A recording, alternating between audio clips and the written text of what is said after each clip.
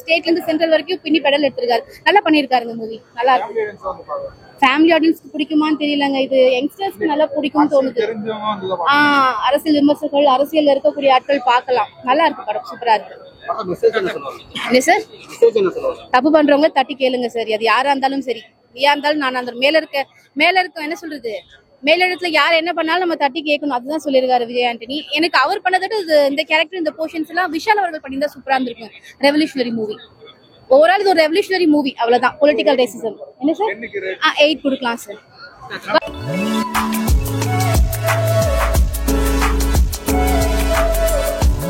இது வந்து பொலிட்டிக்கல் டிராமாங்க. ஆக்சுவலா இது வந்து ஒரு நம்ம நாட்டு மக்களுக்கு, நம்மளோட டெமோக்ராட்டிக் கண்ட்ரியில் நம்ம மக்கள், குடிமக்கள் இருக்காங்களே, எல்லாருக்குமே நல்லது கெட்டது எதுன்னு சொல்றது தான் இந்த பொலிட்டிக்கல் ட்ராமா. இது வந்து பார்த்தீங்கன்னா ஒரு இதுதான், ஒரு ஃபயர் தான். அது வந்து அவரோட ஆதங்கத்தை, சஜஷனை சொல்லியிருக்காரு படத்துல.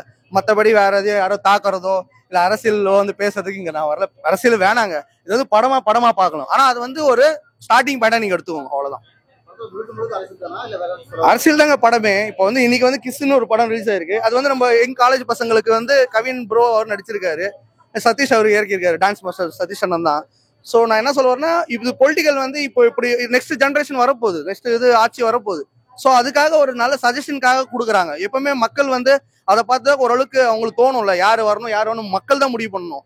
இது வந்து யாருமே நம்மளா முடிவு பண்ணிக்கிறது, நான் தான் வருவேன் நான் தான் அதெல்லாம் சொல்றது யாருக்குமே இது இல்லைங்க. மக்கள் முடிவு பண்ணணும். மக்கள் தீர்ப்பே மகேசன் தீர்ப்பு. அதை நீங்க பாத்துக்கோங்க.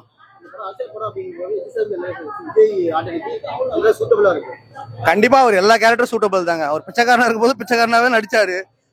எந்த தாய்க்காங்க யாருமே அந்த மாதிரி எடுப்பாங்க, அந்த கதையை தான் அவர் சொல்ல வந்தாரு. இதுல வந்து ஒரு அரசியல்வாதியா வந்து என்னென்ன பண்றாங்க சொல்லி ஒரு லைனா சொல்லியிருக்காரு. அவ்வளவுதான். நல்லது கெட்டது, அதாவது நல்லது பண்ணவே விட மாட்டேன்றாங்க, கெட்டது நிறைய பண்றாங்க. அந்த கெட்டதை இவர் தடுக்கிறாரு, ஒரு விஷயம் முடியுது. இதுதான் கதை. எல்லாத்துலயுமே அடிச்சு பிரிச்சிருக்காங்க. ஆனா இதுதான் அதாவது இந்த கட்சி தான் மென்ஷன் மட்டும் தான் பண்ணல, எல்லாத்தையும் பத்தி தான். ஏன்னா ரோடு நல்லா இல்ல, இப்ப நம்மளுக்கே இருக்குல்ல, படிச்ச பசங்களுக்கு நல்ல வேலை இல்ல, நிறைய ப்ராப்ளம் இருக்கு. ஒரு ஹாஸ்பிட்டல் நல்லா இல்ல, நீட் எக்ஸாம் கேன்சல் பண்ண முடியல, இந்த மாதிரி நிறைய பிரச்சனை இருக்கு. இப்போ ஒரு கவர்மெண்ட் ஆஃபீஸ் போனா நம்மளுக்கு உடனே வேலை நடக்காது. ஒரு போலீஸ் ஸ்டேஷன் போனா உடனே ஒரு கம்ப்ளைண்ட் கொடுத்தா அந்த கம்ப்ளைண்ட் எடுக்க மாட்டாங்க.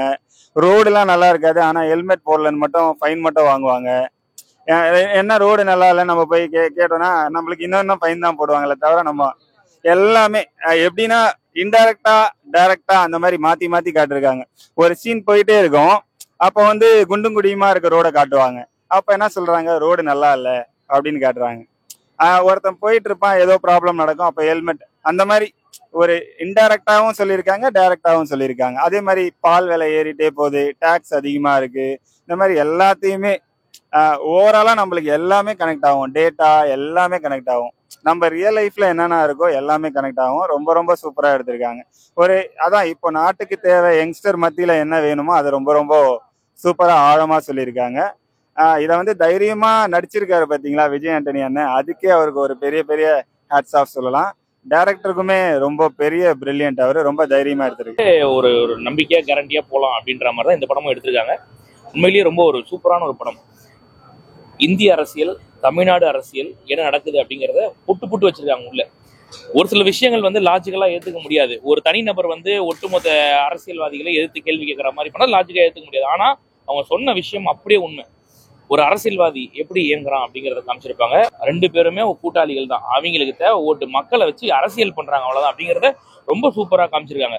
உதாரணத்துக்கு சொல்லணும்னா, நான் ஒண்ணு நினைக்கிறேன், நீ அதை செய்யணும் அப்படின்னு சொல்றாருன்னா அது எப்படியோ செய்ய வைப்பாங்க. எப்படி செய்ய வைப்பாங்க? உதாரணத்துக்கு பார்த்தா இப்ப இந்த இது வருது, நான் இப்ப இங்க ஒரு கூட்டம் ஒண்ணு போடுறேன், அந்த கூட்டத்துக்கு நீ வரணும். உதாரணம் நிதி ஆயோக்னு வச்சுக்கோங்களேன், நிதி ஆயோக் கூட்டத்துக்கு நீ வரணும் அப்படின்றன்னு வச்சுக்கோ. நீ வரமாட்டேன்ற, 3 வருஷமா நீ வரல, உன்னை இப்ப வர வைக்கிறேன் பாடுறான்னு சொல்லிட்டு ஒரு இடி ரைடர் அனுப்புறேன்.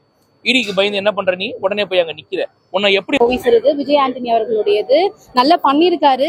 எனக்கு பிடிச்சது வந்து இது வந்து விஷால் அவர்கள் பண்ணியிருந்தா இன்னும் சூப்பரா இருந்திருக்கும் இந்த படத்தை.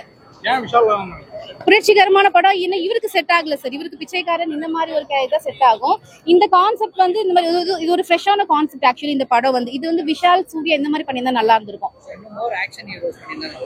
ஆக்ஷன் ஹீரோஸ்க்கு இந்த படம் சூட் ஆயிருக்கும், இந்த கான்செப்ட் சூட் ஆயிருந்திருக்கும். இந்த டைரக்டருக்கு முன்னாடி பால் இது மாதிரி சமூக அக்கறை உள்ள நிறைய படங்கள் இருக்கு. இந்த படத்துல அது மாதிரி ஏதாவது சொல்லிருக்காங்க? ஸ்டேட்ல இருந்து சென்ட்ரல் கவர்மெண்ட் வரைக்கும் கேள்வி கேட்டிருக்காரு, தட்டி கேட்டிருக்காரு. இப்போ இருக்கக்கூடிய யங்ஸ்டர்ஸ் எல்லாருமே இதை பண்ணணும்னு சொல்லி இருக்கிறாரு. யாரா இருந்தாலும் தப்பு பண்ணாலும் தட்டி கேளுங்க, அவ்வளவுதான். படத்துல என்னதான் சொல்லுவாங்க? இது full and fullness political racism, revolutionary இதெல்லாம் சம்பந்தப்பட்டுதாங்க இருக்கு. இதெல்லாம் பார்த்தா புரியுது. ஓவரால் எப்படி எக்ஸ்பிளைன் பண்ண எனக்கு தெரியல. எனக்கு இந்த படம் பார்த்தது ஒரு வெறியா இருக்கு. தப்பு பண்றவங்க எவனா இருந்தாலும் தட்டி கேட்கணும், அதுதான். சக்தி திருமகன் தான் ரொம்ப பிரில்லியண்டா நடிச்சிருக்காரு. டைரக்டருக்கு வந்து ஒரு பெரிய பெரிய ஹேட்ஸ் ஆஃப். பயங்கரமான ஸ்கிரிப்டை வந்து ரொம்ப ரொம்ப சூப்பரா டைரக்ட் பண்ணிருக்காரு. பயங்கரமா இன்ட்ரெஸ்டிங்கா இருக்கு. திருமகன் ஒரு என்ன சொல்ல வராங்கன்னா படத்துல தமிழ்நாடு அரசியல் கொள்ளடிக்கிறவங்க கிட்ட இருந்து கமிஷன் வாங்கி இவரு நிறைய ஹெல்ப் பண்றாரு. அது மூலியமா ஒரு 6000 கோடி கிட்ட சேர்க்கிறாரு. இது வந்து ரொம்ப சூப்பரா இருக்கு, ரொம்ப டிஃபரெண்டா இருக்கு. இது வரைக்கும் நம்ம அந்த மாதிரி ஒண்ணு பார்த்தது இல்ல. எப்படின்னா கொள்ளடிக்கிறவங்க கிட்ட இருந்து கொள்ளடிச்சு ஹெல்ப் பண்ணுவாங்க, அந்த மாதிரி பார்த்தோம். ஒரு கமிஷன் அடிச்சு பண்றதுன்றது வந்து இதுல ரொம்ப ரொம்ப புதுசா இருக்கு. அதே மாதிரி எப்படி சொல்றதுன்னா ஒரு மாஸ் படம்னா வந்து ரொம்ப பயங்கரமா பெர்ஃபார்மன்ஸ் பண்ணுவாங்க. அப்படிதான் நம்ம பார்த்திருக்கோம். கேஷுவலா வந்துட்டு ஒரு பெரிய பெரிய வேலை எல்லாம் பண்ணுவாரு. அப்படியே சட்டிலா வருவாரு. ரொம்ப கத்தவும் மாட்டாரு, எதுவும் பண்ண மாட்டாரு. சாதாரணமா வருவாரு, போன் பண்ணுவாரு, பெரிய வேலையெல்லாம் முடிப்பாரு. அந்த மாதிரி ரொம்ப ரொம்ப சூப்பரா இருக்கு. அதே இவ்வளவு மாசா காட்ட முடியும்னா அதுதான். அது வந்து அந்த மாதிரி நடிக்க முடியும்னா அது விஜய் ஆண்டனி அண்ணா பண்ணா மட்டும்தான் சூப்பரா இருக்கும். ரொம்ப ரொம்ப சூப்பரா இருக்கு. நல்லா நடிச்சிருக்காங்க. டைரக்டருக்கு தான் எல்லா பயங்கரமான கிரெடிட்ஸ் நிறைய போகும் நினைக்கிறேன். ஏன்னா ரொம்ப எக்ஸலண்டா எழுதி அந்த அடுத்தடுத்து இதுதான் நடக்கும் அப்படின்னு நம்ம கெஸ் பண்ண முடியாத மாதிரி எடுத்திருக்காரு. ரொம்ப ரொம்ப சூப்பரா இருக்கு. என்ன பொறுத்த வரைக்கும் என்னன்னா விஜய் ஆண்டனி அண்ணா வந்து ரொம்ப பியூர் ஹார்ட்டட். அவருக்கும் நிறைய ஹெல்ப் பண்ணணும்னு உள்ள தாட்ஸ் இருக்கும்னு நினைக்கிறேன். அவரோட கேரக்டரோட வெளிப்பாடு தான் இந்த படம்னு நினைக்கிறேன். என்ன கேட்டீங்கன்னா அதுதான் இந்த படத்தை அக்செப்ட் பண்ணி நடிச்சிருக்காருன்னு நினைக்கிறேன். ரொம்ப ரொம்ப சூப்பரா இருக்கு. ரொம்ப பிரில்லியண்டா நடிச்சிருக்காங்க. ஏன்னா ஒரு மாஸ் படம்னா எல்லாத்தையும் உடைக்கிறது, தூக்கி போட்டு அடிக்கிறது, நல்லா அழுவுறது, நல்லா இது பண்ற காமெடி, அந்த மாதிரிதான் நம்ம பார்த்திருப்போம். இவர் வந்து அப்படியே கேஷுவலா பண்ணுவாரு. எல்லா சீனுமே ரொம்ப ரொம்ப பிரமாதமா இருக்கு. அதுதான் அந்த கேஷுவலாவே அவ்வளவு மாசா பண்ண முடியும்னா அது விஜய் ஆண்டனி அண்ணா மட்டும்தான் பண்ண முடியும்னு நினைக்கிறேன். அரசியலாவே பொதுதான். இதுல சென்ட்ரல் இல்ல, ஸ்டேட் இல்ல, எல்லாத்தையுமே பொதுவா வச்சு பேசியிருக்காங்க, அவ்வளவுதான். சோ அப்போ வந்து மொத்த சிஸ்டமே சரியில்லை சொல்ல மாதிரிதான் ஒரு வருது திரும்ப பாயிண்ட். இதெல்லாம் நம்ம முடிவு பண்ண முடியாதுங்க. சாதாரணமா நான் மைக் வச்சு பேசுறதாலேயோ எல்லா மாற்றம் வருது, நம்மளுக்கு தெரியாது. நம்மளுக்கு எது பிடிக்குதோ அதுதான் பண்ண போறோம். வரவங்க இதை வந்து கரெக்டா பார்த்து நம்ம நாட்டுக்கு நல்லது பண்ணணும்னு நினைச்சு நல்ல எண்ணத்தோட பண்ணாங்கன்னா நாடு செழிப்பா இருக்கும். அதுதான் நாங்க எதிர்பார்க்கிறோம். எல்லாருமே வந்து பார்க்க வேண்டிய படம் தான். அதாவது நாட்டு மேல வந்து ஒரு நல்ல எண்ணமும் நல்ல ஒரு எண்ணத்தை வச்சு நாடு நல்லா முன்னேறணும்னு நினைக்கிறவங்க வந்து பார்க்கலாம் இந்த படத்தை. ஏங்க படம் வந்து இப்போ ஒரு என்டர்டைன்மெண்ட் பார்த்து பாத்தீங்கன்னா நம்ம ஜாலியா சிரிச்சுட்டு டான்ஸை பார்த்துட்டு சண்டை பார்த்துட்டு போறது ஒரு படம்ங்க. கமர்ஷியல் இது ஒரு அரசியல் பொலிட்டிக்கல் இருக்கவங்க வந்து பெரியவங்க எல்லாமே யாருன்னா வந்து பார்க்கலாம். நாடு நல்லா இருக்கணும்னு நினைக்கிறவங்க அந்த இது எப்படி அரசியல் பத்தி பேசுறவங்களுக்கு தான் இந்த கதை புரியும். அவங்களுக்கு தான் இது புரியும். நார்மலா வந்து எனக்கு இதெல்லாம் தெரிய அவங்களாம் பார்க்க மாட்டாங்க. ஆனா எல்லாருமே வந்து பார்க்கக்கூடிய வேண்டிய படம் தான் அது. நானா 9 கொடுப்பேங்க. எந்த லாகிங்ல எதுவுமே இல்லைங்க. சூப்பரா இருக்கு. ரொம்ப பொருத்தமா இருந்துச்சு. அவர் பண்ணும் போது எல்லா சீனுமே ரொம்ப ரொம்ப கேஷுவலா போய் பண்ணாலுமே ஒரு பெரிய பெரிய வேலையா பண்ணுவாரு. சாதாரணமா வந்துட்டு ஒரு பெரிய வேலையை யாருக்கோ போன் போடுவாரு, வேலை முடியும், அந்த மாதிரி. ரொம்ப அவரோட பேரே ரொம்ப அட்ராக்டிவா இருந்துச்சு, ரொம்ப கேட்சியா. கிட்டு அவர் பேரு. இந்த பேரை நானும் ஞாபகம் வச்சுக்கிறேன், எதுக்காக யூஸ் பண்ணிக்கலான்ட்டு. காமெடினா ரொம்ப பயங்கரமான்னு சொல்ல முடியாது. மைல்டா அங்கங்க சின்ன சின்ன காமெடிஸ் இருக்கு. பட் ஆனா ஃபுல் அண்ட் ஃபுல் இது வந்து ஒரு கமர்ஷியல் ஃபிலிம் மாதிரி தான். ரொம்ப காமெடி அதிகமா இல்லை. அதான் ஒரு எப்படி சொல்ல, ஒரு ஆக்ஷன் ஃபிலிம் மாதிரி தான் சொல்லலாம். அந்த மாதிரி தான். ரொம்ப காமெடிலாம் அதிகமா இல்லை, லைட்டா இருக்கும், ரொம்ப மைல்டா. இது எதிர்பார்ப்பு சொல்ற அளவுக்கு ஒண்ணும் இல்ல சார். இது வந்து அரசியல் சம்பந்தப்பட்ட படம் சார். பொலிட்டிஷியன்ஸா இருக்கவங்களுக்கு பார்க்கலாம். மற்றபடி நம்ம ஃபேமிலி ஆடியன்ஸை கவர்ற மாதிரி அதுல ஒன்றும் ஒரு லவ் சாங்கா இருக்கட்டும், காமெடி அந்த மாதிரி எல்லாம் ஒன்றும் கிடையாது. இது ஒரு ரெவல்யூஷனரி மூவி, அவ்வளவுதான். பரவாயில்ல சார், பரவாயில்ல. அங்கங்க இருக்கு, மற்றபடி ஓவரால் சொல்ற மாதிரி ஒன்றும் நல்லா பண்ணியிருக்காரு சார், நல்லா பண்ணியிருக்காரு. ஃபேமிலி ஆடியன்ஸை கவர் பண்ணுற மாதிரிலாம் இல்லைங்க. ஒரு ரொமான்டிக் இல்லை, ஒரு லவ் இல்லை, சொல்றக்கூடிய மாதிரி 2-3 சாங்ஸ் இல்லை. சும்மா பார்க்கலாம். ரெவல்யூஷனரி மூவி, நல்ல ஒரு ட்ரை பண்ணியிருக்காரு. டைரக்டருக்கு நல்ல ஒரு வாழ்த்துக்கள் சொல்லலாம். அவருக்கு ஒரு பெரிய ஃபியூச்சர் இருக்கு. இன்னும் ஃபியூச்சர் ஃபிலிம்ஸ் நிறைய பண்ணலாம் அவரு. ரொம்ப பக்காவா அவருக்கு செட் ஆகுது. அவர் பண்ண சீன்ஸ் எல்லாமே. அவர் வந்து ஒரு மீடியேட்டர் கேரக்டர். அதுல மீடியேட்டர்னா இப்போ ஒரு ரியல் எஸ்டேட் பண்றவங்க கிட்ட இருந்து கமிஷன் வாங்குவாங்க இல்லையா, அந்த மாதிரி இவர் எல்லாருக்குமே ஹெல்ப் பண்ணி அதுல கமிஷன் வாங்குவாரு. அந்த கமிஷனே அவர் எவ்வளவு சொன்னாங்க, 6000 கோடிக்கு மேல அந்த கமிஷன் அமௌண்ட்டே இருக்கும். அவரு அதை என்ன பண்ணாரு அப்படின்னு தான் அவரை பிடிப்பாங்க. அதுதான் கதையே மொத்தமா. அந்த கமிஷன் காசுல தான் நிறைய ஹெல்ப் பண்ணியிருப்பாரு.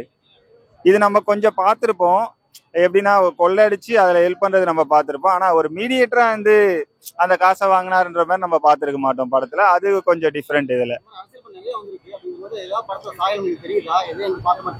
இல்ல, இது கொஞ்சம் எல்லாத்தையுமே விட கொஞ்சம் டிஃப்ரெண்டா இருந்த மாதிரி தான் இருந்துச்சு. என்ன ஒரு விஷயம்னா, அந்த கொள்ளடிக்கிறவங்க கிட்ட இருந்து வாங்குறதுன்ற ஒரு விஷயம் மட்டும் எல்லாத்துலயும் பார்த்த மாதிரி இருந்துச்சு. மற்றபடி உள்ள நடக்கிற விஷயம் எல்லாமே கொஞ்சம் டிஃப்ரெண்டா இருந்துச்சு. ஓவராலா வந்து எல்லாத்தையுமே பத்தி பேசியிருக்காங்க. என்னன்னா டைரக்டா சொல்ல இந்த கட்சி அந்த கட்சின்னு, ஆனா கட்சிக்காரங்கள்ல எல்லாருமே ரொம்ப பணம் சேர்த்து வைக்கிறாங்க, கஷ்டப்படுறவங்க கஷ்டப்பட்டுட்டு தான் இருக்காங்க அப்படின்ற மாதிரிதான். அதான் அவங்க பெரிய பெரிய காரு அந்த மாதிரி போயிட்டு இருக்காங்க. நார்மலா வேலை செஞ்சு கஷ்டப்படுறவங்க வந்து அதே கஷ்டப்படுறாங்கன்றது தான் மீன் பண்ணி சொல்லியிருக்காங்க. 10க்கு 11, 12, 13, 14, 15 எவ்வளவு வேணா கொடுக்கலாம். எனக்கு விஜய் ஆண்டனி அண்ணனை ரொம்ப பிடிக்கும்ன்றதுக்காக நான் இந்த மாதிரி சொல்ல. படம் நீங்க பாருங்க, உங்களுக்கே தெரியும். எல்லாருமே வந்து பார்க்கலாம், ஃபேமிலியா எல்லாருமே வந்து பார்த்து என்ஜாய் பண்ணலாம். தேங்க்யூ.